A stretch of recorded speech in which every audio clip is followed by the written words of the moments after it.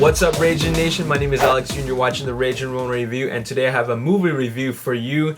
And this movie review is for one of the movies that is in my collection. I posted in a previous video that I will be reviewing movies, like older movies that are in my collection. And for you to see my collection, you got to go to the Ragin Nation Facebook page, click notes, and then go to the note where it talks about my movie library and go through the list. And all you had to do was post in the comment section below of that previous video that which movie would you want me to review next, and you guys voted, and that would be Batman Begins.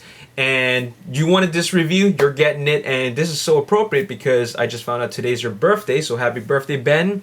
And you are getting this review today because you wanted it, and here we are. And before I begin this review, I just want to let you guys know that there are minor spoilers in this movie review, but you know, I can't imagine anybody who hasn't seen Batman Begins yet. So here we go. This is the story of how we see Bruce Wayne become Batman, and I like that because it really gives you a more personal look into the character of Bruce Wayne. A lot of these superhero movies start off when the character is already the superhero. And because of that, the only way to tell the origins is through really brief flashbacks. And you know, that works. It worked in the 1986 Batman, directed by Tim Burton, but we still didn't really get to see and go through the mind of Bruce Wayne. So that is really covered here in Christopher Nolan's version. Anyways, I gotta say that I think that this is a really great cast. We have Gary Oldman, Michael Caine, Christian Bale, Ken Watanabe, Liam Neeson, Morgan Freeman, Rutger Hauer, Tom Wilkinson, and last, and possibly the least, yeah, I'd say the least, Katie Holmes, because Katie Holmes' character was really weak. She was the weakest link in the entire movie. But other than that, I think that everybody did a good job. Now, Christian Bale did a decent job as Bruce Wayne, but I still think Michael Keaton plays the best Bruce Wayne. Speaking of the cast, I also like that they put Thomas Wayne in this movie. Even though it's a really brief look at what Bruce Wayne's father was like, it was just enough for the audience to really feel the character of Bruce Wayne even more.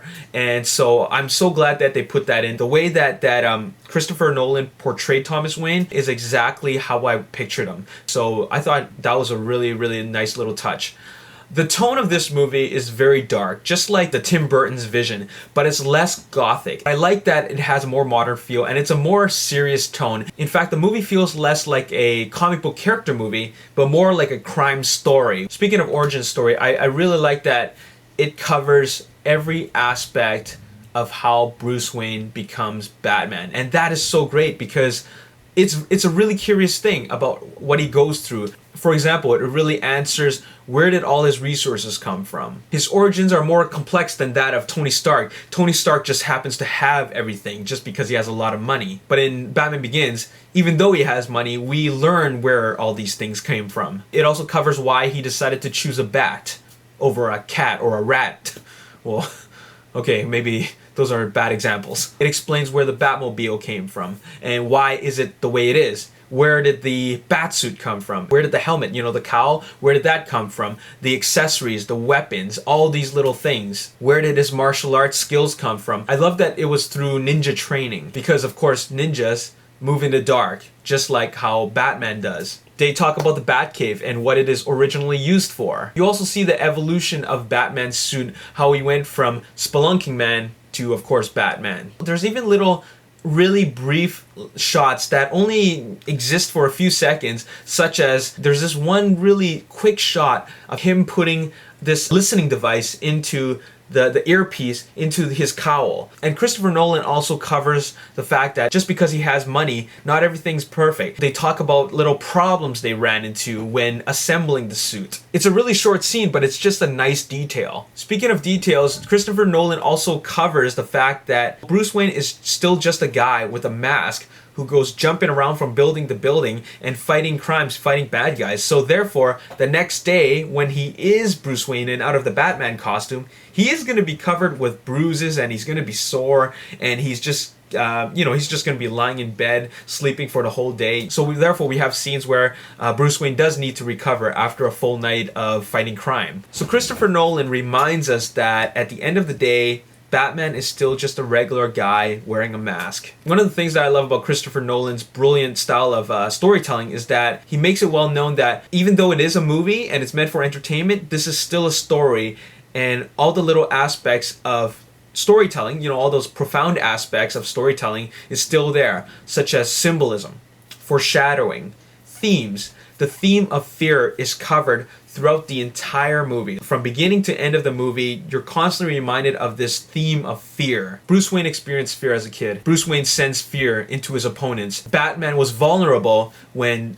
fear gas was sprayed into his face. The citizens of Gotham experienced fear. So it's an ongoing theme. And it also shows a more darker side of Bruce Wayne. And it also talks about his motives and his personal intentions and how he takes matters into his own hands as a vigilante. It shows that in order for Bruce Wayne to overcome his enemies, he has to understand his enemies, and that is by becoming one of them. This is definitely a more emotional take on the Batman story. It's less cartoony. Nolan does his best in keeping the movie as realistic as possible, but it still adds some comic book elements, such as this scene where Batman uses these bats as a tool to distract cops. And scenes like that just keep the audience in check to remind them that even though this is a serious movie, we are still watching a movie about a classic comic book character. The action is very violent and gritty, and they established that right at the beginning of the movie. You know, we're so used to watching these well choreographed fight scenes with long takes and wide camera angles, but they really throw all that out the door, especially in the scene where Liam Neeson's character, Henry Deckard, says, "This isn't a dance," when he's fighting with Christian Bale. When they're fighting, it's really shot up close and tight. The camera's always moving. In fact, it really is a bit of a foreshadowing of how Batman is going to take out his opponents later on in the movie, because when you really think about it, Batman's most efficient way of combat is to be as close to his victim as possible so that the victims don't really know what's coming to them. And on top of that, you know that Batman is the Dark Knight, so he uses darkness to confuse his enemies, and it's just a way of taking advantage of his environment. Speaking of action, I gotta tell you that the most spectacular sequence in the movie was the tumbler chase. That was really amazing, and it just was a great scene combined with Hans Zimmer's score. It was just beautifully shot. Here are some of my final thoughts about it. Christopher Nolan is known for his non-linear style of storytelling. There are